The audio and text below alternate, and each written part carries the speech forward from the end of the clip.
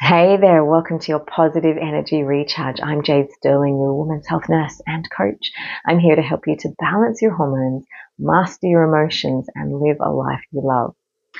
And this will be the last video in this series of the Positive Energy Recharge series. It has been an amazing exploratory adventure for me, having a look at ideas and concepts that I want to share with you about our human biology and how our human psychology supports our biology and how we can work together with the two to create and live a life that we feel is fulfilling and worthwhile. And along the process, I've received wonderful feedback and questions, queries, comments, and statements that have really shaped where these videos have gone in terms of their journey. And sometimes they may seem to not be related to each other. But even though there's a small number of people watching these videos at this time, I've really been so grateful for the feedback that I have received to be able to create a video that is relevant to you in your life with whatever is going on for you right now. So it's been a wonderful experience, and I feel like this is a perfect opportunity to actually take the information that I've given and received from you and create a new project that is coming your way. So stay tuned. If you've been here with me so far, thank you so much. And I really look forward to moving on to a new phase. It's going to be slightly different, but I'm going to keep you informed as to what that's going to look like very soon. But a segue into that, while wrapping up this particular series of 20 videos that I've created around trying to recharge and recalibrate yourself in the world in a way that is positive, that you can draw from these experiences or any experience that you have in your life. Positivity and how that can be the foundation for how you live your life no matter what's happening around you. And the science behind that, I would like to talk about a lot of the reason that people find me, and because they're women normally going through their perimenopausal process and time of their life or in the thick of menopause. But there's a few myths and a few things that I feel that are not clear, that need to be clarified, or even just looked at with a completely different perspective.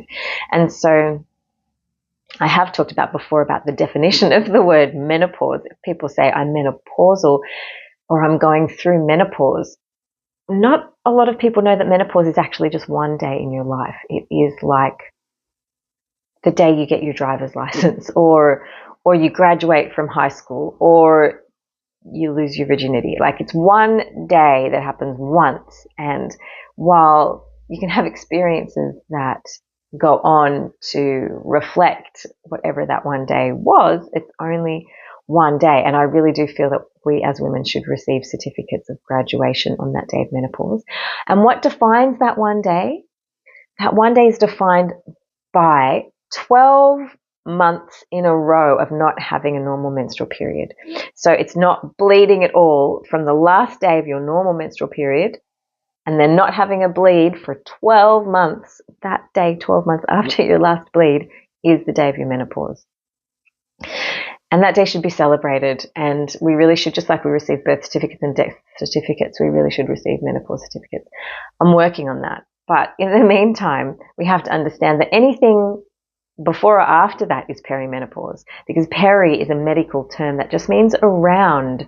I've heard different definitions of it, and obviously not everyone knows what they're talking about, and obviously I am a nurse with a certain amount of knowledge and I don't know everything about it either. But in terms of medical terminology, the term peri means around. And the way that I feel like it's the easiest to describe it is when we're looking at a wound. So when you're looking at a wound on your hand, for example, we talk about the wound and the wound bed and what the wound looks like. But then the area in the skin around the wound is called the peri wound, right? Because it's all the way around. So perimenopause is all the way around menopause, which can be before or after. We tend to talk about after menopause as being postmenopausal, which makes sense because it's after the day that you graduated from having your menstrual cycle. But you can still have random physiological things happening within you at that point. So it could still be perimenopause because it's all happening around. And I hope that makes sense and that's clear. But what I'm starting to, and I really have to be careful how I word this, because as you know, if you've been watching these videos, I don't script them. I just have an idea of what I have in my head, what I want to talk to you about, and then I flesh it out. And this is how I've been fleshing out my ideas, coming up with more content to share, more information, more support, and getting the feedback from you has been incredibly valuable. But I think that it's worth saying the things that are not always said, and not always trying to script it in a way where you're trying to control how other people are going to perceive it. So let's give this a go and see how it comes across. Basically, I made a reel the other day about how I'm sick of the term perimenopause. I really am, because I feel like it's been a label that's actually been given particularly to Generation X. And perhaps because I am of the Generation X vintage myself, and I feel like that we're being targeted. But it's kind of like there are so many things out there that you can do for perimenopause. You can eat a certain way, you can exercise a certain way, you can have a certain amount of medical intervention as necessary. But all of these things is all about what you can do. I'm sort of flooded, of course, because the algorithm feeds you what you look at. And so my social media is full of dietitians and nutritionists and psychologists and exercise physiologists and just women going through the experience of perimenopause and menopause. And they're all telling you what to do, what you should do about your symptoms and how to actually address them. Now, there's nothing wrong with that, except that what I've been teaching from the beginning is that it doesn't matter what you do. What matters is where your mind is at. Because your thoughts, if you believe them, release chemicals into your bloodstream. Those chemicals are actually literally energy in motion, emotion that create a feeling. And so again, that's just my very subtle difference between an emotion and a feeling. The emotion is the physiological response of what the actual reaction of what's happening in your body, and the feeling is what you experience in your body. Now, your feelings tell your body what to do. So if you're doing all the right things, but you're feeding your brain with thoughts that it believes that sending feelings of high, intense, negative emotion into your body, for example, it actually doesn't matter what you do. Your body is not going to respond. So this is why I am obsessed with the nervous system first approach to perimenopause and menopause, because your nervous system defines how you're going to experience this particular time of your life. But at the moment, we know from science that your hormones start to change for the average. Look, and the studies that they've done really are in the Western world. For the average woman in the Western world, about 35 years of age, and they can continue to change up until about 55 years of age. This is averages, right? So this actually doesn't have to be this way for some people. But in the world of averages, which is all we can look at, it's all we can study, it's all we can measure at this time, that is 2 decades of a woman's life where she might be open to physiological changes in her body. Now, obviously men have different hormones in their body, so they don't experience such a difference in internal change. So it's very different.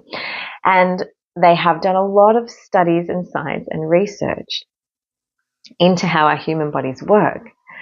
There is a lot of information out there, but it's mainly looked at the science of men, because men can be measured a little bit more consistently, and women are so different and they fluctuate so much internally that not a lot of research and studies have been done about women. Now, there is a big uproar and outrage about how science needs to step up for women, and I get that, and I definitely support it.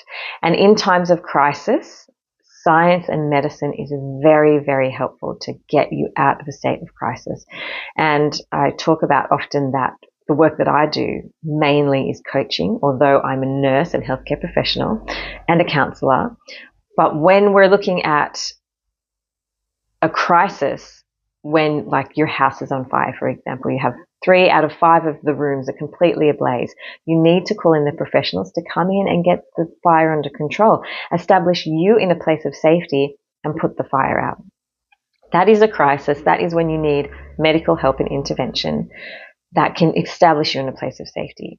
The work that I do in terms of coaching is when you're just dealing with the ashes that you're left after the crisis is over. And we make magic out of those ashes, but there are times where we really need medical science. So I'm definitely behind supporting more research and more studies into the health and well-being, the actual physical science behind women's bodies that they haven't done in recent years. I say recent years, decades before us. But that is because I've been in labs where we're looking at cells and we're looking in microscopes at what's happening for a woman and what's happening for a man. And they're looking at, for example, cholesterol medication.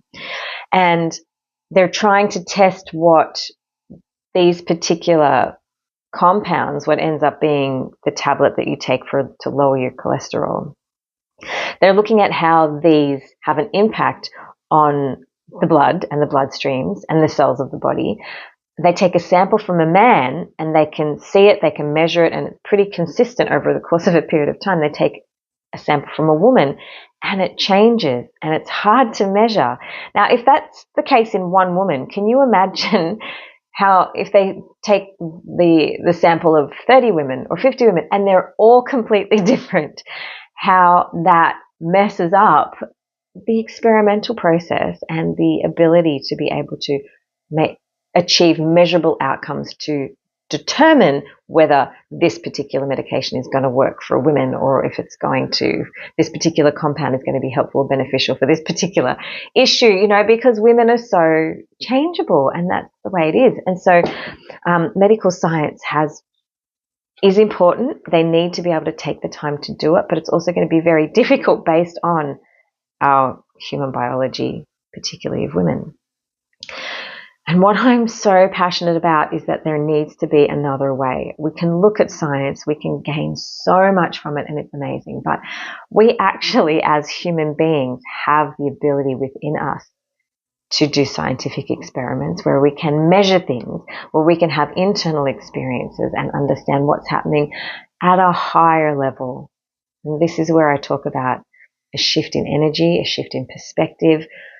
Men have been amazing with being able to harness the power of logic and reason to move forward with our ability to understand and measure something that's not measurable, right? Women particularly have the faculty of feeling and emotion. And I'm speaking about this from, again, I suppose you could say, this is more a spiritual perspective where I've looked at the studies of Hindu philosophy, I've looked at the studies of Christian philosophy, I've looked at lots of different cultures, different religions and spirituality, terms of ways of thinking. And the ancient yogis that lived in India and who still live there, but we don't know about them anymore because they're hiding from the world. Ancient yogis downloaded all the information that we have right now eons ago. And we lived in a different time. You know how we can't understand Shakespeare language, most of us, and to study it and to actually understand what the heck they're talking about, we have to sit down and look at it. It only occurred to me recently after reading some studies by the Indian yogi Paramahansa Yogananda, who is my yoga teacher, who lived back in the 1920s and 30s and established the Self-Realization Fellowship. And some of his teachings really look deeply into the science of humans through the lens of meditation and through the lens of intuition and how we can actually channel this information and measure it, the unmeasurable, in a way that we don't necessarily have to use instruments and practical tools of matter in the world as we know it now. I could possibly be losing some people right now because I might be going off on an esoteric tangent, but I think this is something that's really important to think about. And Paramahansa Yogananda talks about how the science of being human, how we're actually able to, back in the day where we have to, the Bhagavad Gita, which is like the Bible for the Hindu religion, it's, to us, it's in gibberish.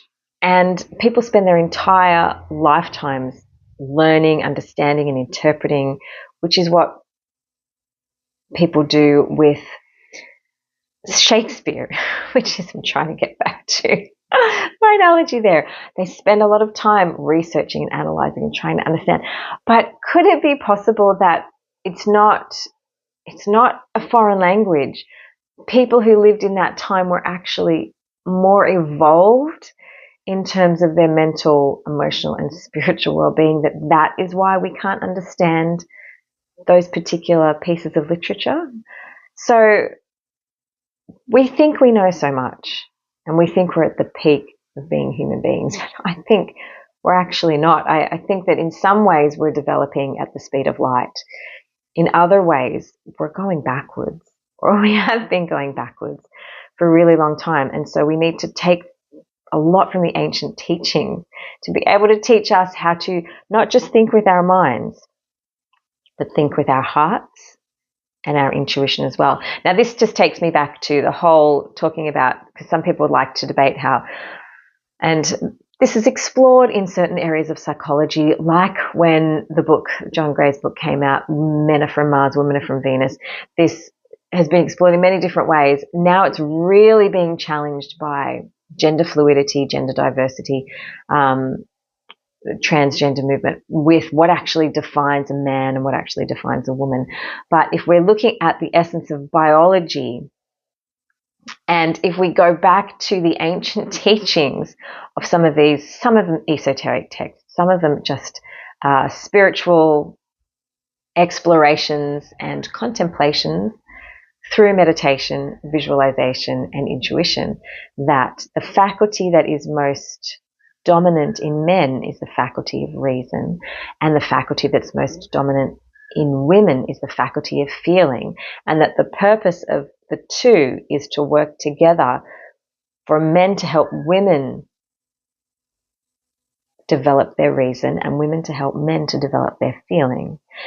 And it's a spiritual relationship. It's a spiritual process. It's the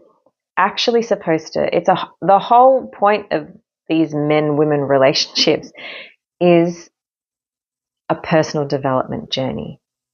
It includes why we have children and why we parent and why we actually enroll ourselves into a personal development journey in our relationships.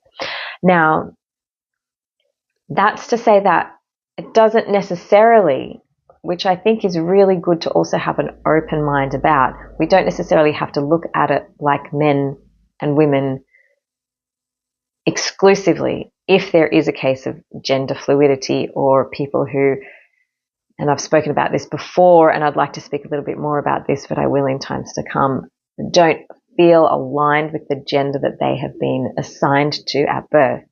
What we're looking for in a partner is reason and feeling, and for two people to be able to go through the journey of developing both of those muscles, if you will, to be able to create a stronger spirit to help us to evolve as human beings and develop so that we can enjoy a life that feels fulfilling and worthwhile on the inside.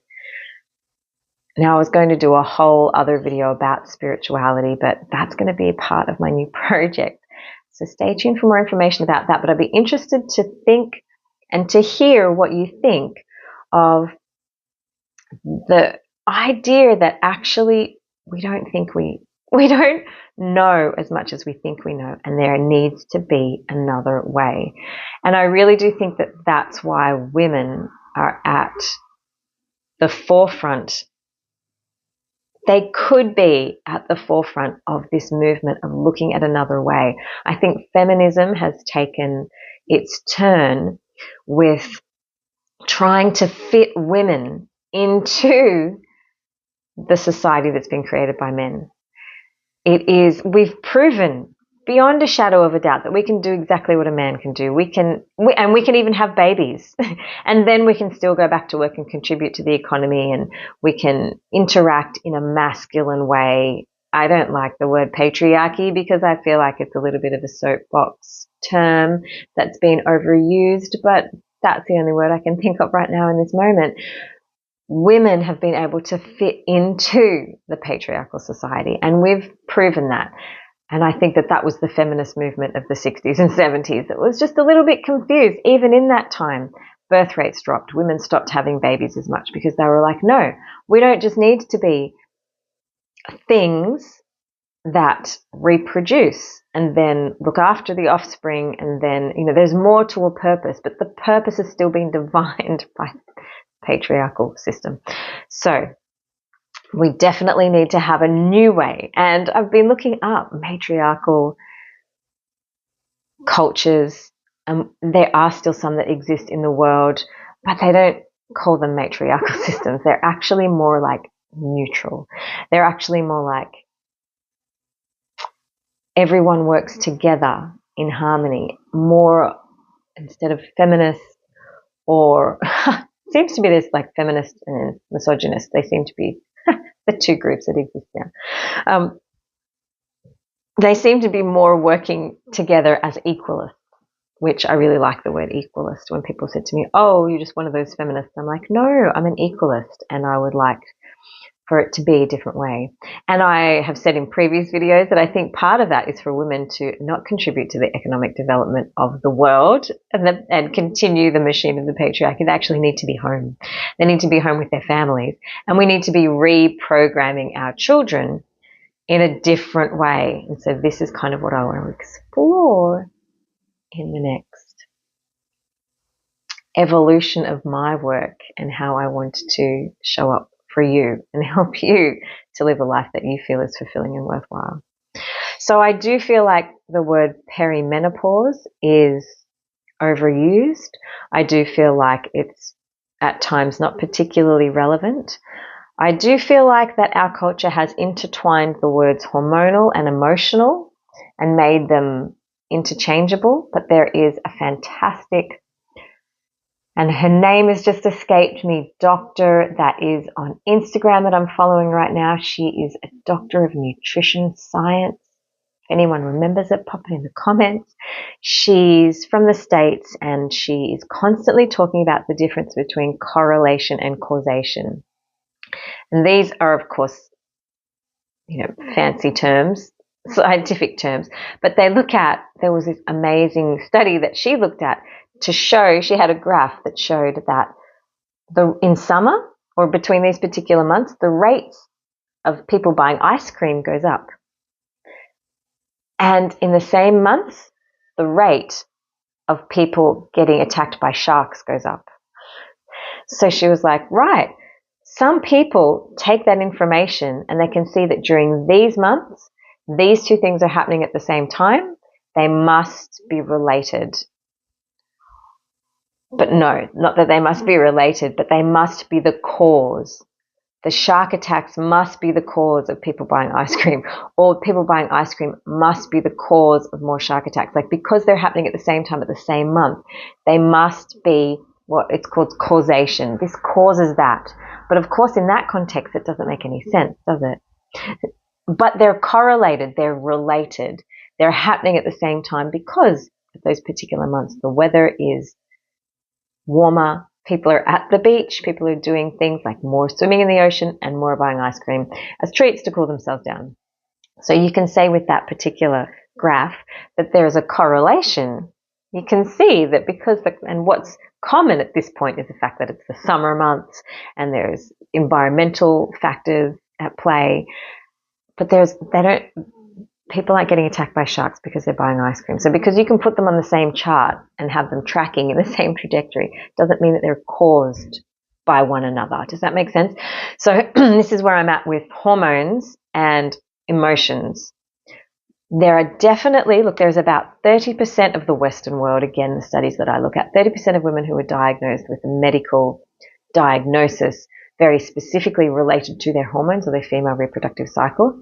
That needs to be addressed by medicine to be able to help them to get to a place where they can function, but they still need to have a strong foundation for the actual root cause of everything that happens in our body, in our biology, which is our nervous system dysregulation, or some kind of pathology happening in our nervous system, or a function or a baseline that has been learning to function at a certain level for a period of time that has caused our nervous system to change, be dialed up, be in a way that is not actually serving our body and the rest of our biology. The nervous system is the foundation for all the systems of the body.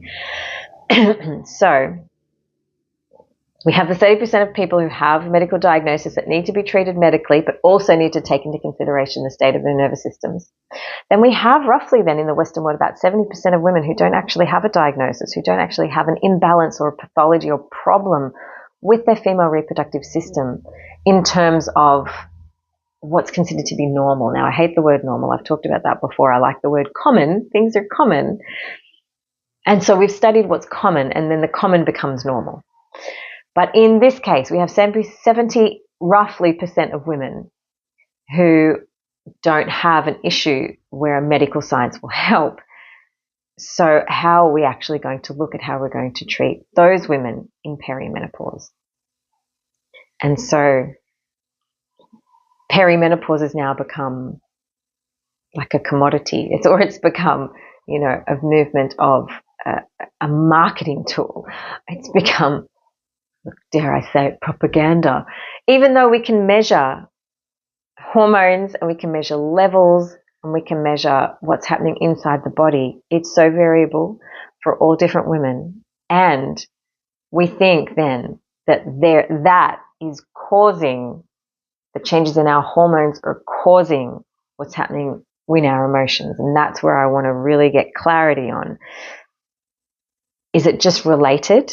Of course. And I've said before that you can be warm in the sun, but you can also get warm without the sun. You can have your hormones and your emotions working together in a way that's related, but they're not necessarily the cause of what's happening with one or the other.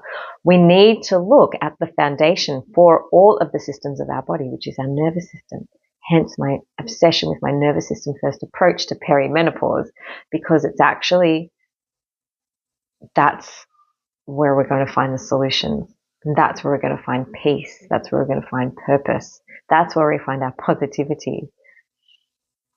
I feel like I could say so much more about that, and I don't necessarily know where what I've said is crystal clear, but that's why I'm working on a new way to present this kind of information where the myth of perimenopause is revealed, and we can move forward to actually talk about what perimenopause really is and how we can have the best experience of this change of our lives to support ourselves, our biology with our human psychology, so that we can have an experience that's not dramatic or traumatic. And we don't need to buy our way out of it. We don't need to worry about so much. There are things that are helpful, of course, but if you think they're helpful, of course they're going to be helpful. But the diets and the advice and the products and all the things that are going to make you have to consume things from the outside world to help you feel better on the inside. I want to dispel that myth that we actually have all the wisdom and everything that we need inside of us, and that we're being fed that we don't have what we need, and that we're being fed that we need to buy or look or consume or from the outside world to feel better on the inside. That is the myth of perimenopause that I want to break open and look at this time where we can support each other in a way that feels like we're also engaged in a silent revolution of changing the way we perceive all of it. that is kind of a big statement to make without being very specific about what all of it even is. But thank you so much if you've made it to this part of the video and you're with me, then hopefully you'll be able to see where I go next with all of this. I'm going to wrap it up here for now, and I really hope that any of the information in these videos helps you to own your path and create your peace. And I will be seeing you very soon. Stay tuned. Have a beautiful day.